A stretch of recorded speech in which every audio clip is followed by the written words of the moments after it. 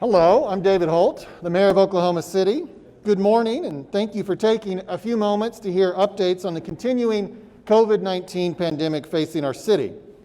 After my remarks, Dr. Patrick McGough, Executive Director of the Oklahoma City County Health Department, will provide some information on vaccine distribution in Oklahoma City. His agency is at the center of the distribution plan in Oklahoma City, and this is the first opportunity he's had to share some of those critical details with the local media and this large an audience. But first, I want to update on the state of the virus in Oklahoma City. I think I will be relatively brief because I want there to be one major takeaway from today. To recap the last 2 months, as many know, at the beginning of November in the Oklahoma City metro, we were averaging about 300 new cases per day and about 350 people in our hospitals, just due to COVID-19. Those were really the highest averages of the pandemic, but our healthcare system was managing it. Then a nationwide spike occurred. Our case numbers eventually reached 1,000 cases per day. Do we have the chart up? You can see the entire span of the pandemic in this chart, including the November peak. Now here's that same information from that chart, but just since November 1st. Here you can see the effects of two events. The first was our community's Power 10, our collective effort to step back from high-risk activities for 10 days. That's kind of in the middle there. 1 week after we started that Power 10, our case numbers precipitously fell 20%. But another thing occurred 1 week after we started our Power 10, Thanksgiving. Thanksgiving is a wonderful holiday, but as it is commonly practiced, it is also an opportunity to spread a deadly virus. And you can see in the chart that a week after Thanksgiving, the numbers were back up to 1,000 cases per day. And then you can see that ever since then, we've basically hovered in that area, an unfortunate consistency that has now lasted the entire month of December. There are 1.4 million residents in the OKC metro, so this math is pretty easy. When we have 1,000 new cases per day, we have 1% of our residents, 14,000 people, receiving a positive test every 2 weeks. And as I've said before, that's just the people who took a test. Really, you have to assume that in every room you've entered, someone has COVID-19. It's a mathematical certainty. If somehow you have not been touched by these trends the last 2 months, you are one of the lucky few, and you definitely don't work in a hospital. Let's put up the hospital chart now. These are the hospitalizations for COVID-19 in the last month in the OKC metro. Through the month of November, we steadily rose from about 350 to about 600. Ever since we hit that 600 mark on November 26th, it has been incredibly consistent. The only dips you see on the chart are the 2 days when a hospital failed to report data, which sometimes happens. In reality, we've been around 600 or worse for a month now, with about 200 in ICU. I understand that total number of 600 may seem esoteric, so to put it into some sort of perspective, that's around 40% of all hospital patients in the metro. Think about how challenging it is for our hospitals and really our whole community to have a new reason for people to be in the hospital that did not exist a year ago, but is now, almost overnight, consuming 40% of our beds and staff. All right, you can take that down now. The Oklahoman recently spent some time in the COVID-19 unit at St. Anthony Hospital in downtown Oklahoma City. One nurse in the story said the following: "Every single nurse that I work with right now is emotionally, physically, and mentally exhausted. I think we all cry at least once a day. I know I've sat in my truck before I've driven home and just let it go." The nurse added that the hardest part is being the last person some patients will ever see and talk to. If a patient's condition is deteriorating, the nurses will video conference with the patient's family. Standing there, listening to patients say goodbye to their loved ones is absolutely gut-wrenching, the nurse said. And that's usually a daily occurrence, she added. We can't ever express enough gratitude to our healthcare workers. Thank you to all of them. Watching them receive the first vaccines this past week has left nary a dry eye across the city. Cases turn into hospitalizations, and eventually, as that story unfortunately related, hospitalizations turn into deaths. We have now lost 603 residents of the Oklahoma City Metro from COVID-19 since the beginning of the pandemic 10 months ago. Over a third of those deaths have occurred since November 1st, something that has probably not escaped your notice if you have followed the news. Many of our city's most active civic leaders have been among those we have recently lost. But regardless of whether they were well known, every single person we have lost was loved. On behalf of the people of Oklahoma City, I send my deepest condolences to all of their families. We are, as we have known for several weeks, in the worst period of the pandemic since it arrived here. Cases, hospitalizations, and deaths are all at rates many times higher than they were in earlier spikes of the virus. At the same time, and this can be a little jarring, we now have a vaccine. And in a few moments, Dr. McGough will talk about that. But the reality is that you're not going to get that vaccine for months. Images of healthcare workers receiving the vaccine are glimpses of our future, not our present. We have to get through this current spike on our own with the tools we have always had in this pandemic: masks, distance, and sanitizing. So here's my chief concern today. We are sitting at all-time highs that are pushing our healthcare workers to their limits, and we now have another one of the virus's favorite events looming right ahead: a holiday. In the 2 weeks after Memorial Day, cases jumped 400%. In the 2 weeks after July 4th, cases doubled. In the 2 weeks after Labor Day, cases doubled. As I mentioned earlier, Thanksgiving wiped out our Power 10 gains. At holidays, people gather with family members, especially from different generations, and they let their guard down.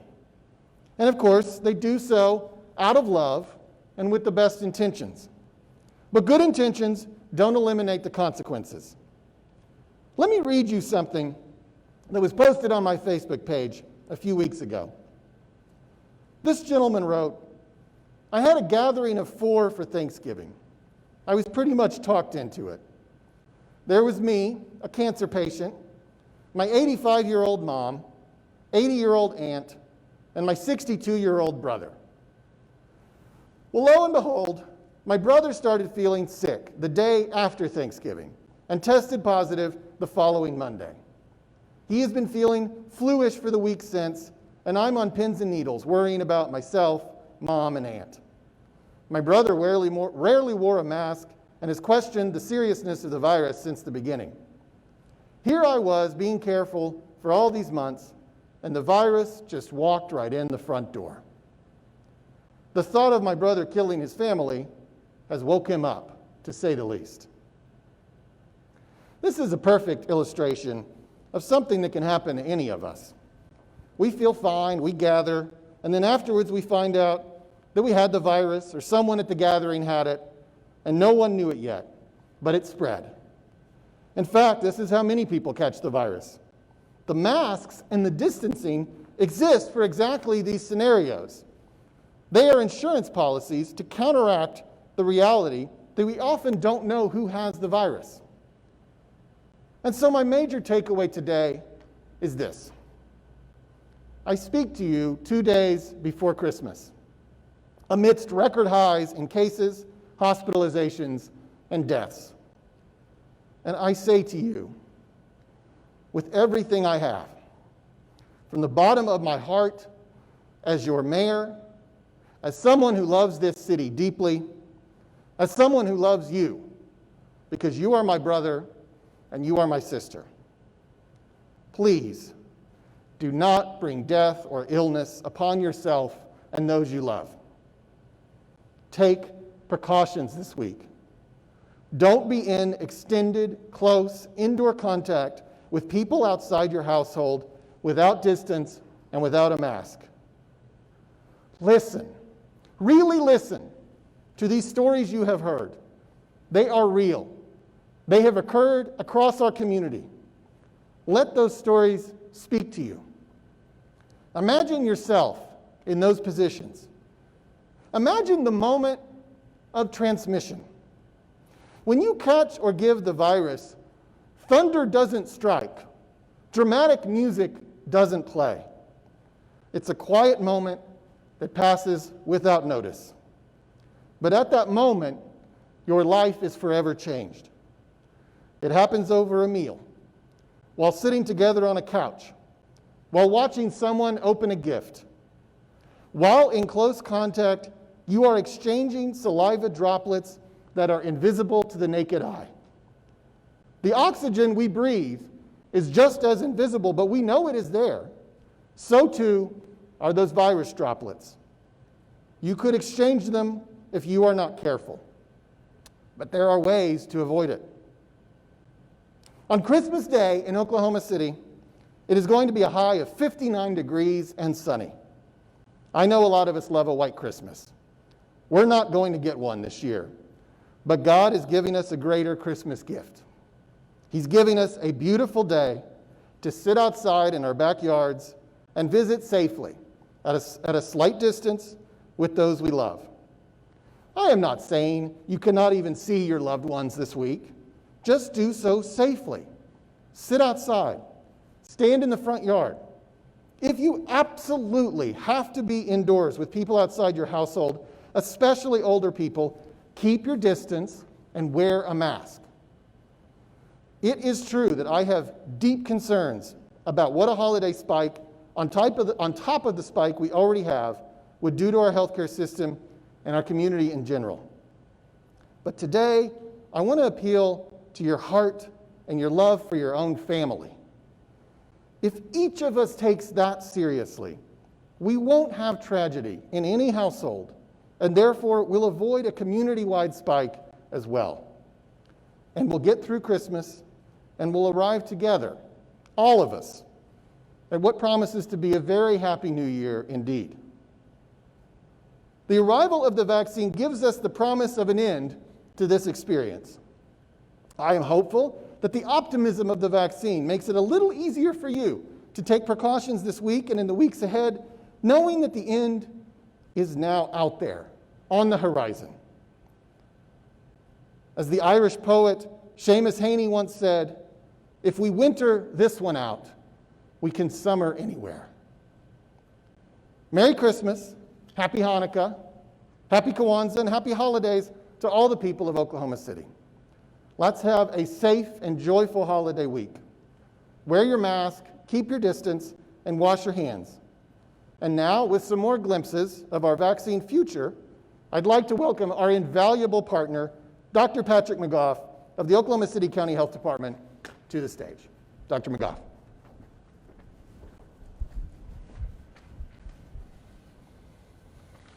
Thank you, Mayor Holt. I appreciate so very much all the time and energy and effort that you have given to local public health and to helping us get out the message for what we needed the community to do to be safe and to protect their loved ones.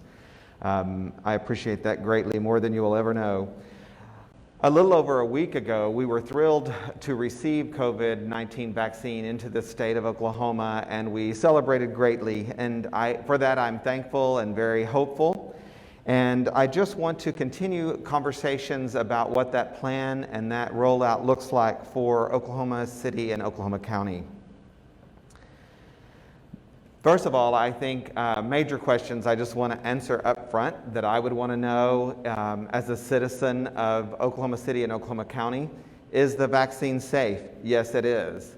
Secondly, I think that everyone wants to know, when will I be able to receive the vaccine? And I want to, up front, at the beginning of this message, put out there, please go to occhd.org, and we have that information posted there.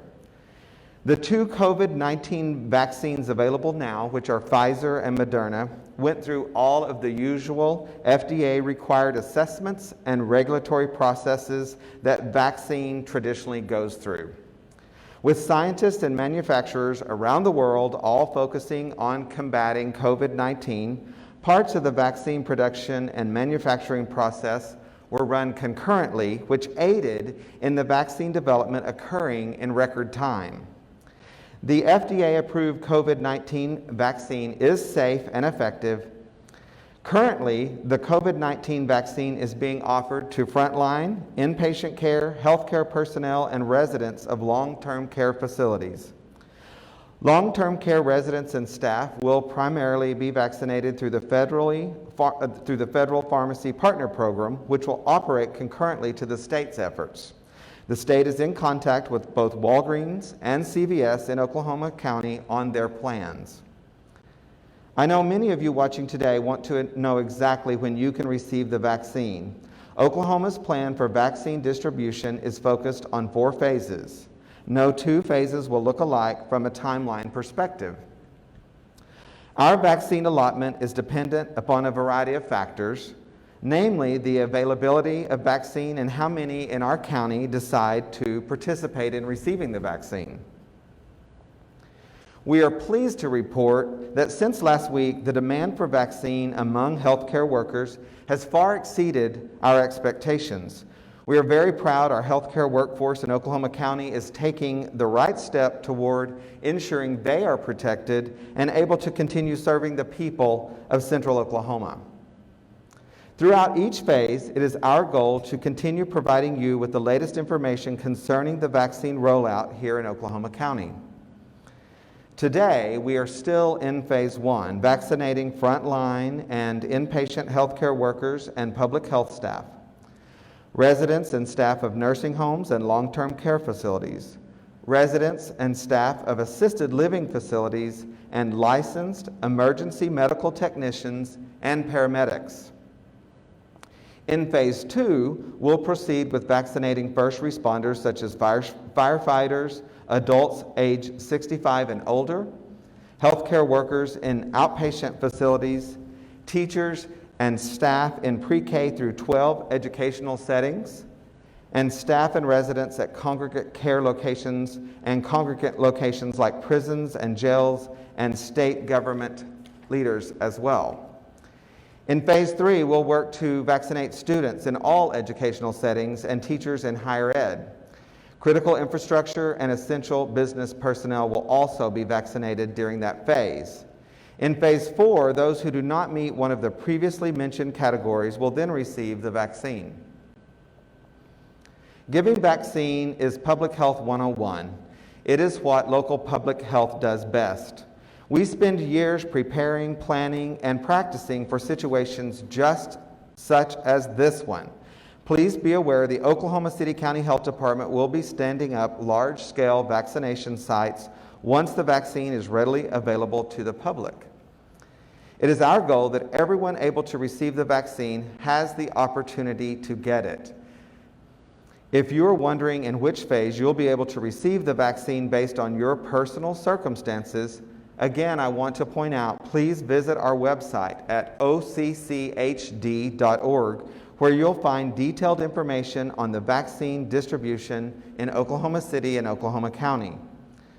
For now, this will be a phased process until Oklahoma receives enough vaccine to begin vaccinating at a larger scale. It is important to remember this will be an ever-evolving situation. Sometimes it changes minute by minute. Vaccine arrivals in Oklahoma will depend upon the supply chain across the nation, in addition to when the FDA grants approval to the long list of other vaccines that have completed or will soon be completing their trials.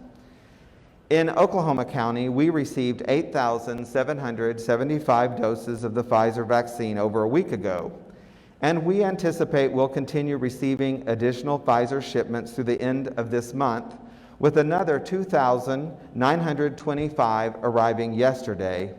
Additionally, we received our first shipment of Moderna yesterday, with 6,100 doses arriving here in Oklahoma County. The vaccine is highly effective with minimal side effects for most people. Mild side effects are common with both COVID-19 vaccines currently available, and the minimal effects are more common after the second dose. Headache, malaise, and muscle aches were the most common side effects. Please note, if you have an allergy to any ingredient in the vaccine, you need to consult with your physician before receiving the vaccine. Cautiously, each site where the vaccine will be administered has intramuscular Benadryl on hand in the event there is an allergic reaction. Each site also has EpiPens available. As I mentioned before, the demand for vaccine is higher than anticipated, and we're hopeful each individual listening to this press conference today will make the right decision and receive a vaccine when it is their time. It is important to remember that distributing this vaccine will take time. Even once you have the vaccine, it is vital that you continue to take precautions to slow the spread of COVID-19. Everyone should continue to wear a mask, wash their hands, and watch their distance. The vaccine is designed to protect others, not just you. It is not a replacement for taking action to protect others. We are still in the middle of a pandemic, and this vaccine, while certainly an important tool, is only one of the tools necessary to get back to normal. We must all commit to getting the vaccine and continue social distancing as much as possible, while our public health and healthcare workforce gets this vaccine out to as many people as possible in the next 6 months. So if I can recap anything, I want to recap that the vaccine is safe. It's basically 95% effective between Moderna and Pfizer, and you can find info on when you are available to receive it at occhd.org. I want to take just another moment to thank Mayor Holt again for all that he has done to help local public health throughout this pandemic. We honestly could not have saved the lives that we have been able to save without him and without him lending his voice to our efforts. I also want to thank our public health board here at Oklahoma City County Health Department, our executive team, which has been ultra supportive and helpful, our entire OCCHD team, and I want to thank so many partners that have reached out saying, what can we do, especially now that there's a vaccine. Our local hospitals are reaching out to us and offering. Yesterday, I had a long conversation with Jim Gephardt, the CEO of Mercy, and he's offering locations and staff and anything that he can do. I had a similar call from Dr. Bratzler yesterday with OU. Everyone wants to help. We know that you need this vaccine, and we want you to have it as early as possible. And so with the combined effort of this community, and I mentioned those two, but there are so many partners every day helping in so many ways. We know you need the vaccine. We want to get it to you as soon as possible, and we will certainly do that to the very best of our ability. I want to share a couple of things before I end this press conference. I do want you to know that the most important thing that I do in my world has to do with my wife and my children. And so from a personal perspective, I want you to know that when my daughter becomes eligible for this, and she's a frontline worker in healthcare as a nurse practitioner with a doctoral degree in nursing, I want her to take it. And she already knows she needs to take it and plans on taking it. My son plans on taking this, his wife, my wife, and I will take it as soon as someone will let me. It is safe, it is effective, and it is the right thing to do. Thank you. We'll take questions at this time. I will call on media outlets one at a time. And so let's start with Brett at the Free Press. Do you have any questions?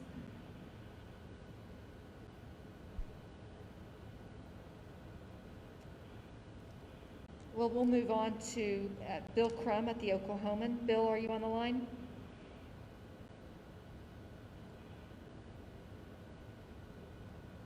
What about someone from the Journal Record?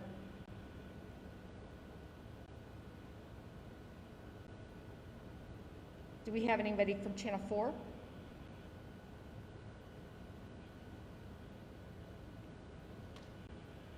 Five? We had a pretty simple message today. There's no need for questions. Yeah. It's Dylan. Can you hear me? Yes. Mine was for Dr. McGough. I know we don't have, an exact timeline yet, but what is his thinking on when widespread availability could happen, and then anything else he knows or expects about what those those large-scale distribution sites will look like, or will it be like at the Chesapeake, at the fairgrounds? Get any sense of what those will look like? And I'm sorry, it was difficult to hear most of your question. I think this is Dylan. I appreciate the question, and I think I understand the gist of it, so I'll do my best, and then if I don't capture it, you can restate any parts that I miss. So you're trying to get a feel for what it's going to look like when we get to the part where it's available to the public. And because of some of the folks that I mentioned yesterday, such as Mercy, and then last week we had a great press conference over at Integris with Tim Pearson and his team. There are so many people that are coming to the table and saying, let us help. Variety Care is another one. Lou Carmichael has called. And we're not having to call people. They're calling us and saying, how can we help? It's kind of, people are following what the mayor and the city has done all along. Instead of us having to reach out to people, they're contacting us and saying, how can we help? So with that said, each of these locations are offering to provide staff and people. The drive-through process of this, because of the waiting, the 15 to 30 minute time period that people have to wait after they get the vaccine. So a drive-through is not very effective. So we really are having to take the vaccine to a location where people can come and get it, and then carefully wait while they see what their response is to the vaccine. Dylan, do you have any other questions? No, I think that covered it. Thank you. Thank you. Channel 9. 25. Anybody from radio? Okay, hey, do you mind if you just explain when's the best idea you all? Radio? Can you repeat that question?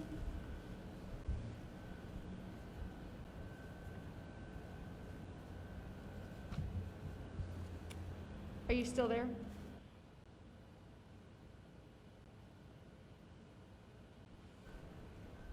Sounds like we've dropped. Is that everybody? Is that everybody? Does anybody else have any other questions? Yes, this is Trace Savage with NonDoc. Hope you're well. Mr. Mayor, if you're still in the room. Yeah. Hey, Trace.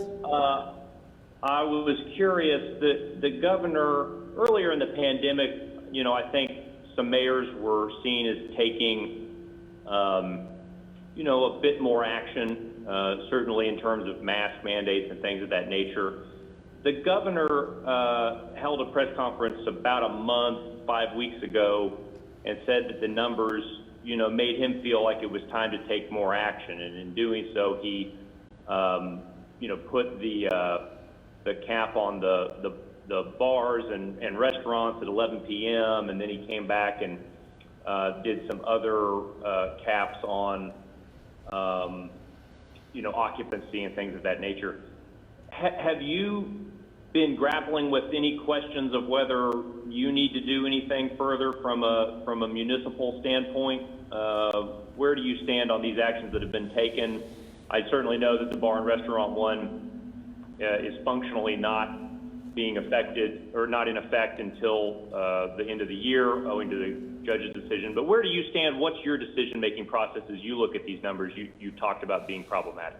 Yeah, great question, and I'm glad you asked it. I mean, we face at least two challenges now in contrast to earlier stages of the pandemic in acting at a municipal level. The first is, well, first of all, we did the most important thing and have continued to do the most important thing that public health officials tell us we need to do, which is our masking ordinance. So, I don't want to forget that. We've done the most important act and have continued to maintain it, and our masking requirement here in Oklahoma City is still in effect through January 22nd, and no doubt in the new year we'll probably look at extending that once again.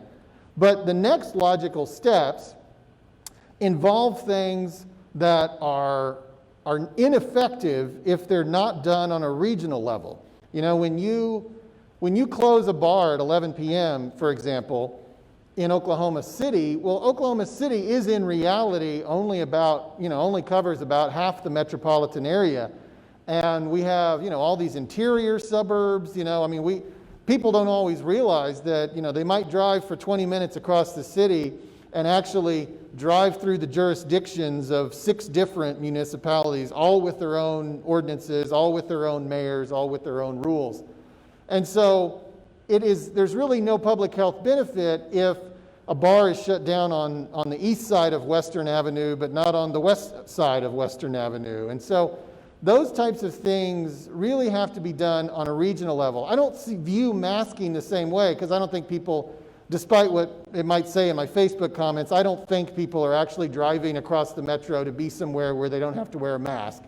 But they clearly would drive somewhere, if they don't buy into this whole theory, they're clearly going to take their business elsewhere if it's not available in the area where they currently are.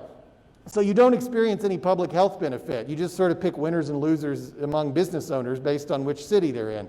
So that's why we're very supportive and very grateful when the governor does institute either regional or statewide restrictions, and we certainly encourage him to continue going down that path. The second challenge is the one that he and we at the city level both experience, and that is, as time has gone on and the virus has become more widespread, we don't always have clear data that points to specific gathering places, and that causes us difficulty in the courts. There's no question among reasonable people that the governor has the power to do what he did.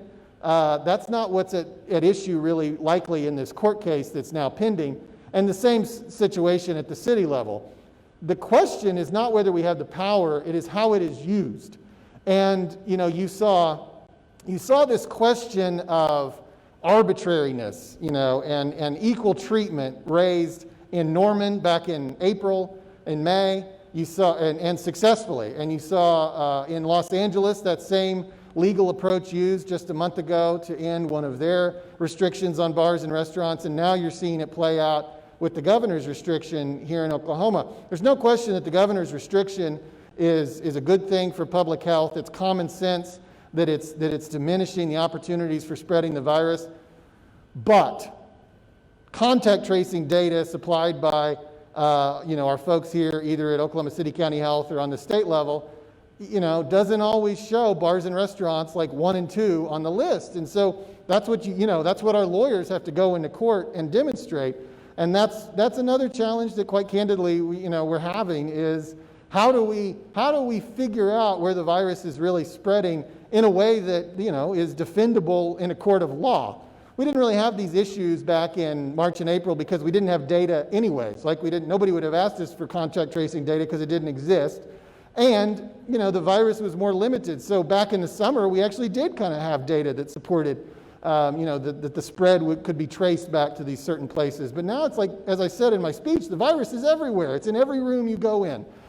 So if you're a bar owner, and you go into court and you say, why me and not them? That's become a message that judges are more and more receptive to. So we feel like at the city level, those are among the issues that are kind of hemming us in as we try to react with legalities. And so, we're trying to instead, persuade and urge people to do the right thing through communications just like the one I delivered, which in a sense has always been at the root of our response. Even when we were, putting out restrictions and proclamations, we still had to persuade people ultimately to follow them because enforcement was very difficult among many of these tactics. And so it really at the end gets down to convincing people that this is a serious issue, sharing data transparently, sharing the seriousness of the issue, and that's what we're trying to do here. But I'm glad you asked the question because I don't normally get the chance to go into this explanation, but it is certainly an open and ongoing discussion that we have here at City Hall and with the City County Health Department about how to try to do anything, push any particular button that we can. But we've kind of our tools have winnowed over the last 10 months. They have not expanded. Is there any? Thank you, sir. Yeah. Thanks, Trace. Is there anybody else from the print media that has any questions? What about with TV? Radio?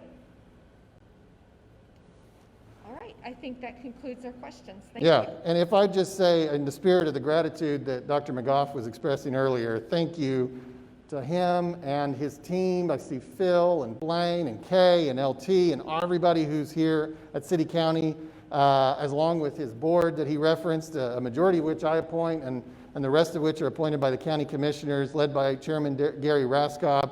And thank you to the people who make these press conferences possible. This is presumably our last one of the calendar year. Christy and Greg and Zach and Michael and Miguel and everybody at City Hall who makes that happen, and LT, and of course my staff, Steve and JD and Karen, and of course the interpreters are breakout stars always.